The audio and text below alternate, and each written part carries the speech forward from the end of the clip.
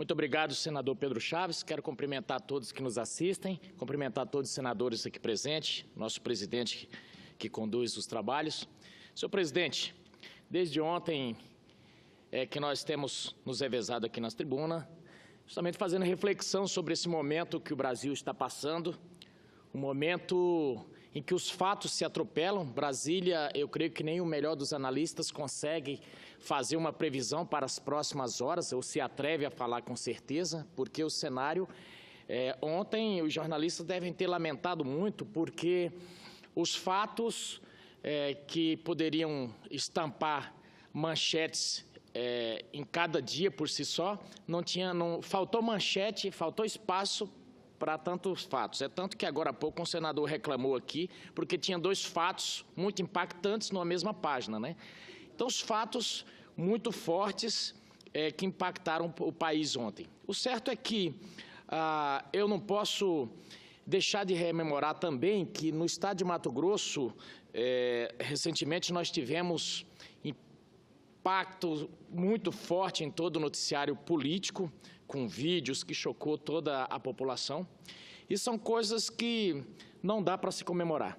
O certo é que o debate nacional, quando eu vejo aqui, agora há pouco, um senador que me antecedeu, defendendo com unhas e dentes a manutenção de empresas públicas. Mas aquelas malas, senador Pedro Chaves, que apareceram ontem com 51 milhões de reais, os dinheiros que voaram, e isso tem décadas que tem ocorrendo, desde 2002 para cá,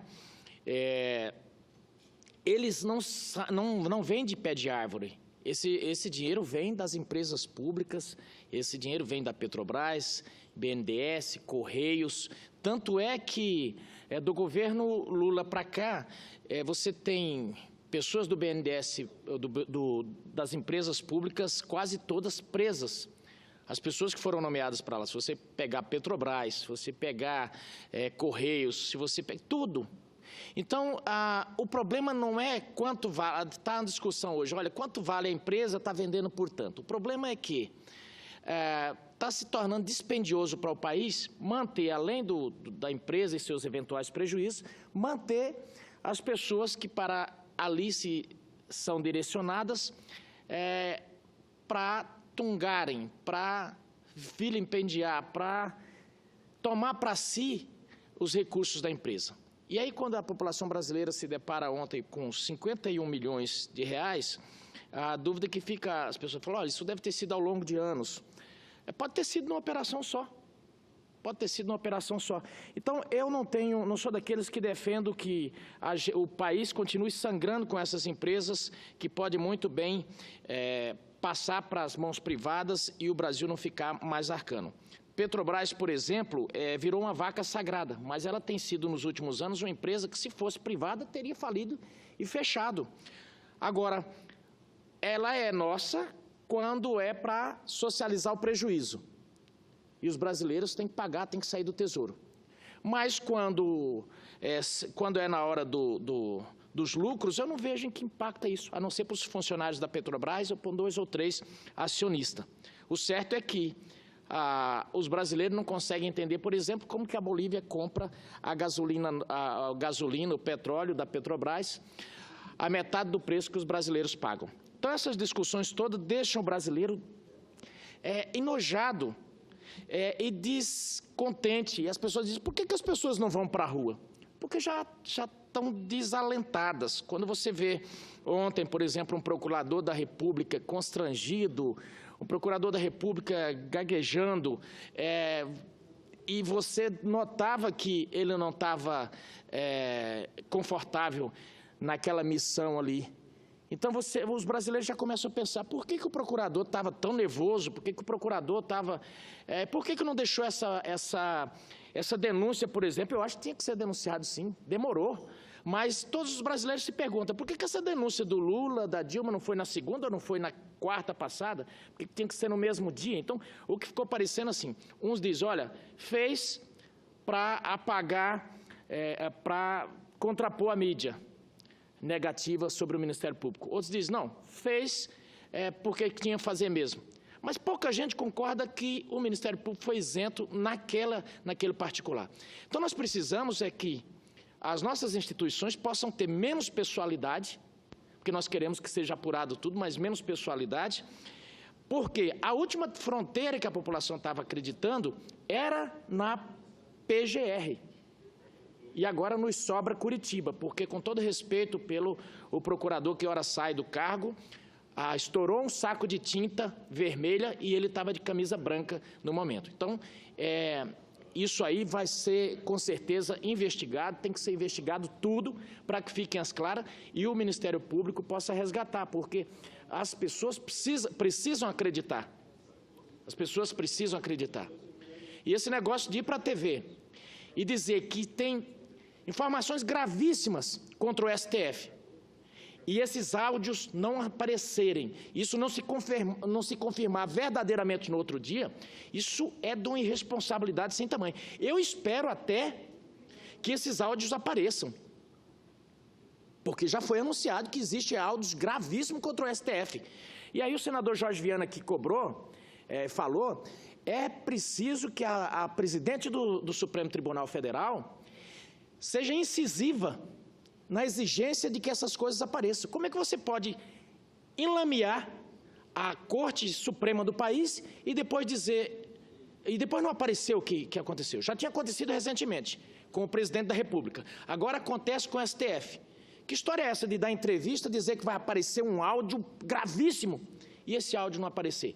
Então precisamos escutar esse áudio para vermos a gravidade e saber se nossa corte é uma corte proba ou não.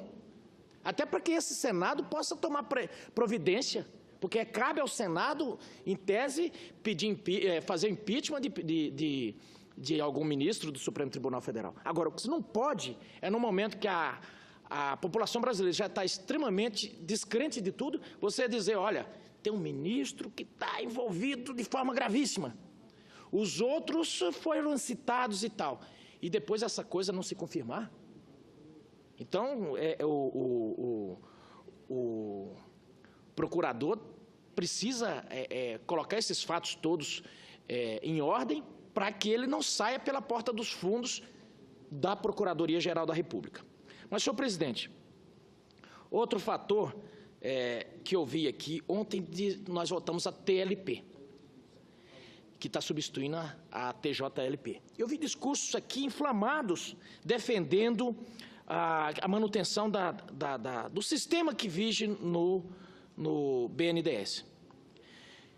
E eu tenho ressalvas com relação a esse raciocínio pelo seguinte: Mato Grosso, senhor presidente, Vossa Excelência conhece bem, porque guarda semelhanças com Mato Grosso do Sul. Mato Grosso é um estado que tem vivido exclusivamente da produção, um estado que tem produzido muito e mais.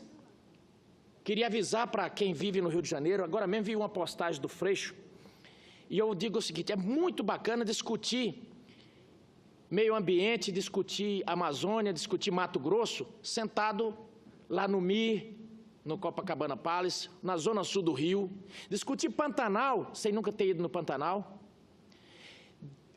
discutir as diferenças desse país baseado no Google. É importante muito que as pessoas emitam suas opiniões, mas é importante que elas sejam verdadeiras. Senhor presidente, o estado de Mato Grosso, eu tenho dito aqui, nós temos, por exemplo, cito aqui o município de Tesouro. Aliás, o padre de Tesouro está lá no meu gabinete agora. O município de Tesouro tem 3.000 habitantes, pequenininho, mas é um município que ele desde a fundação praticamente do estado. Foi quando houve o ciclo da mineração, muito diamante, mas hoje se tornou um polo turístico. Mas Mato Grosso tem como explorar aquele polo? Não tem, porque não tem infraestrutura. Nós temos Nobres, senador Pedro Chaves, ele guarda uma similaridade, ele é muito parecido com Bonito. Lá tem rio que as pessoas ficam estupefatas quando vêm. Como vaza gás lá, a pessoa risca um fósforo e pega fogo no rio. Aquilo é de uma beleza extraordinária. Tem águas flutuantes para as pessoas fazerem flutuação, águas transparentes, peixes à vontade. É igualzinho Bonito. O Brasil inteiro conhece Bonito, mas Mato Grosso não tem tido como fazer a exploração daquela importante indústria de turismo. Por quê? por falta de infraestrutura. Nós temos lá a maior produção de grãos de todas as espécies, mas o nosso produto ele chega sem competitividade, senador Pedro Chaves, por falta de infraestrutura. Ontem jantei com o presidente, com o embaixador da Argentina e com o seu conselheiro-chefe, Leopoldo, e falávamos sobre a hidrovia. Inclusive tinha representantes de Mato Grosso do Sul, falávamos sobre a hidrovia argentina até Mato Grosso.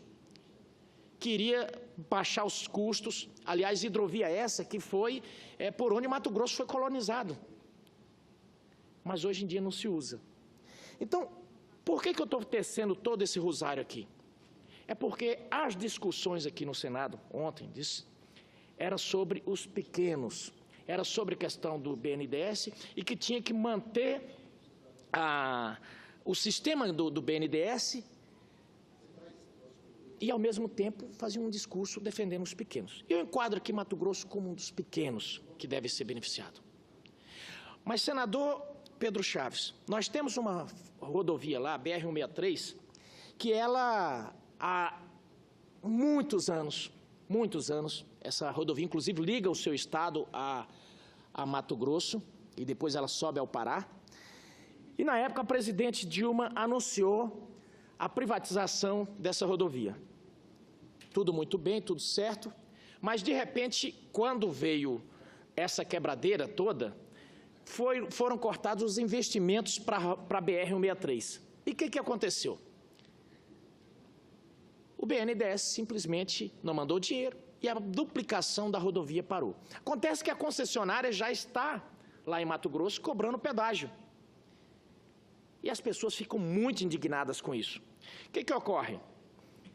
O dinheiro não vai, porque tinha tido um modelo dos chamadas campeãs, que o dinheiro só ia para a JBS, para a Odebrecht, para as grandes empresas escolhidas pelo governo que estava de plantão.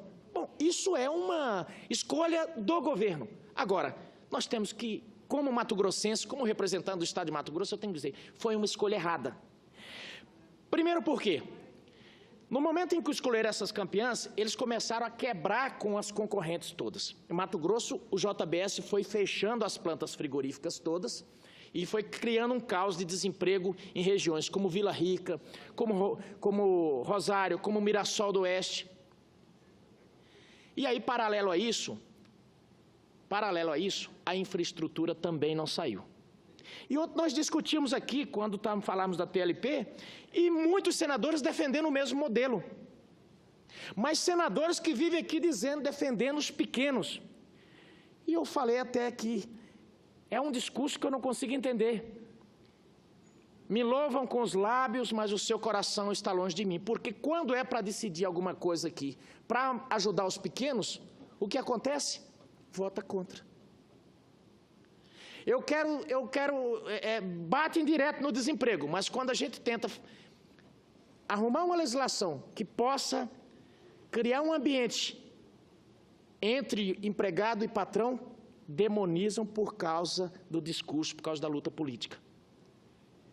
É uma defesa dos pequenos fake, é uma defesa em que fala durante o dia dos pequenos, da defesa do pobre, mas quando chega à noite, toma vinho peramanca com o andar de cima.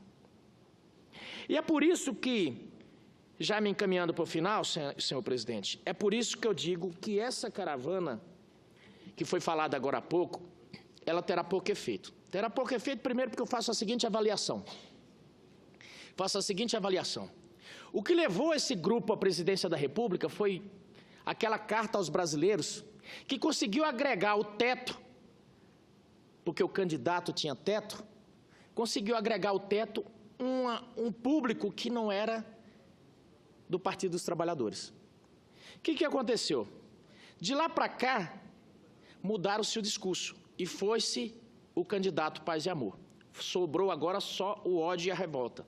E esse público sumiu. Então, não tem perigo, gente, não precisa se preocupar. Agora há pouco eu recebi um monte de mensagem. Olha, o senador está na tribuna falando um monte de coisa. Eu falei, não tem perigo de eles ganharem a eleição, pode ficar tranquilo. Aquele aporte de gente eram aqueles mesmos que estavam na rua, já perderam. Então, fique tranquilo, gente. Esse descalabro que aconteceu no país não vai acontecer novamente. Essas pessoas não voltam para o poder. Então, nós estamos na democracia, podem deixar eles falarem à vontade. Há poucos dias eu vi um vídeo do ex-ministro Jacques dizendo o seguinte: olha, por enquanto nós estamos nesse modelo aí democrático, nós temos que jogar conforme as regras. Mas sinalizando que, olha, nosso intuito não é esse, nossa parada não é a democracia. Então podem ficar tranquilos que o Brasil está mudando. O Brasil está mudando e nós vamos passar por toda essa turbulência. Esse período da tungagem das empresas públicas, esse período das malas, vai passar. Não vamos nos fixar. O que nós precisamos nesse momento de ebulição, de sofrimento, é pensar o seguinte: o Brasil já passou por muitas crises. O Brasil já passou por muitos governos difíceis. E nós vamos passar por esse também. Está vindo um futuro muito diferente. E eu não tenho dúvida que daqui para frente a nossa discussão ela tem que começar a ser o seguinte: qual é a postura do Brasil no cenário internacional? O que devemos fazer para gerar mais emprego? Porque nesse momento as pessoas não estão nem aí para essa discussão do que está acontecendo. Estão enraivecidas, já até desistiram da classe política, mas o que eles querem é emprego. Senador Dario Berger, o que as pessoas de Santa Catarina querem é o seguinte: que jeito que vai chegar o milho aqui em Santa Catarina a preços que torne possível os criadores de suínos, por exemplo, vender o seu produto de forma competitiva. É isso que as pessoas estão querendo. Sabe por quê? Porque é isso que vai gerar emprego para a pessoa que está lá em Santa Catarina. E é para isso que nós precisamos criar condições. Esses dias me falaram: o que é que você estava fazendo, Medeiros, lá na Argentina? Falei: estava tentando viabilizar, e estou ainda, junto com a Embaixada da Argentina, uma hidrovia. Para quê? Para que o milho de Mato Grosso possa ir até Santa Catarina pela hidrovia e chegar lá a preço, a valor possível de ser, e que seja bom para Mato Grosso e para Santa Catarina e bom para o Brasil. Então, isso é o debate que as pessoas estão querendo. O puxão de cabelo, a provocação não interessa ao povo brasileiro. Agora, eu não me furto de fazer contraponto. Não me furto porque o bom povo de Mato Grosso não me mandou aqui para ser um frouxo. O eleitor não gosta de frouxo. O povo mato-grossense não quer um parlamentar banana aqui. Então eu não fujo do debate. Eu não fujo do debate e não sou daqueles de jogar para a galera. Eu não jogo para a galera. Ah, não, porque a rede social está falando, eu vou deixar de me posicionar. Não, eu me posiciono. Esses dias um sujeito me disse o seguinte: senador, o senhor tinha que ter dado um soco na cara do senador Lindbergh. Falei: opa, calma lá. O senador Lindbergh está fazendo o papel de defender o Estado dele e de defender a militância que é dele. E ele está fazendo o papel certo. Cabe a mim fazer o contraponto. Agora, nós precisamos ter na representação de cada Estado pessoas que possam ter sangue nos olhos. Sabe por quê? Porque quando a gente começa no deixa para lá, deixa aqui, você vai esquecendo que o seu Estado está precisando de você aqui. Há poucos dias eu tenho apoiado aqui, tenho participado da base do governo. Devo sair agora porque mudei de partido, fomos para um partido que está fora da base e tal. Mas o meu compromisso é com o Estado. Há poucos dias eu disse aqui: ou o BNDES dá um jeito de mudar a política em relação a Mato Grosso, ou não contem comigo. Eu não vou ficar apoiando esse tipo de política. Dona Maria Silvia queria entesourar no BNDES. E critiquei, nem a conheço, nunca vi. Agora, nós temos lá, a cada semana, hordas de mato-grossenses morrendo na BR-163. Eu posso concordar com isso? Não. Não vou concordar e vou criticar quem for a respeito disso. Por quê? Eu estou aqui representando o Estado de Mato Grosso. Já que Vossa Excelência, fala, Vossa Excelência, hoje foi gentil comigo, eu quero parabenizá-lo pelo figurino. Vossa Excelência está muito elegante hoje aqui. Eu estou. Na verdade, essa aqui foi o Jô Soares que contou. Disse que chegou no Parque do Xingu, lá em Mato Grosso, e o cacique Raoni estava horrendo. Disse que ele estava pintado, aquela figura assim, toda paramentado, né? E o Jô Soares pegou e falou: cacique, parabéns, o senhor está muito elegante. Ele falou: eu tô. O Jô Soares disse que falou: a partir daquele dia eu aprendi a receber elogio. Então, muito obrigado, senador, realmente eu estou muito elegante. Mas, senador Dario Berger, queria agradecer pelo tempo, dizer que a todos os brasileiros, nós estamos chegando amanhã é 7 de setembro, e nós vamos comemorar a Semana da Pátria, ou nossa independência. E tem gente que diz: olha, o Brasil não é independente, o Brasil não sei o que, o Brasil defende, o Brasil é dependente do imperialismo. Não sei. Olha, eu não me atenho a isso. Nós temos um país extraordinário, maravilhoso. Temos nossas dificuldades, mas nós vamos passar por isso. E eu digo isso, senador Dario Berger, pelo seguinte: essa questão do milho, por exemplo, que eu estava falando agora há pouco, o que os mato-grossenses fizeram agora? Como não tem como escoar o milho, assim, até tem, mas o frete é muito caro, agora começaram a produzir etanol de milho. Nós inauguramos a primeira usina de etanol de milho em Lucas do Rio Verde, e vai produzir álcool ali, combustível. Isso vai ser muito importante porque vai, inclusive, equilibrar um pouco os preços, porque os produtores têm dito lá o seguinte: olha, quando tem uma safra grande, o Brasil todo ganha, menos a gente, porque o preço vai lá embaixo. Isso vai ajudar a equalizar isso, equilibrar, e eu não tenho dúvida que vai ser bom para o país inteiro. Em breve, essas usinas vão estar espalhadas pelo Brasil todo e criando empregos, gerando empregos.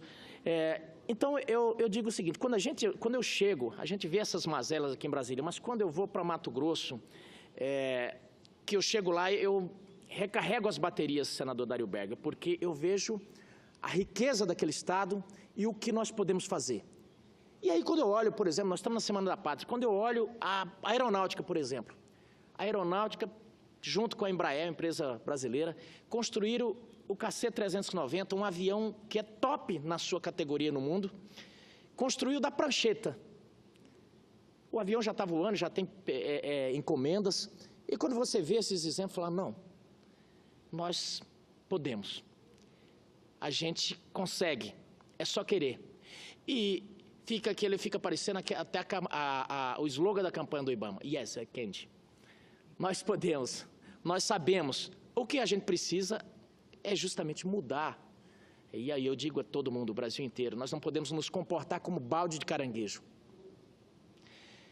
Diz que o balde, eu não sei, Vossa Excelência conhece, mas me disseram, eu não conheço, lá no Mato Grosso não tem mar, mas diz que o balde de caranguejo, você coloca os caranguejos lá dentro e toda hora que um vai tentando sair, o outro vai puxando e eles ficam lá dentro, não saem nunca.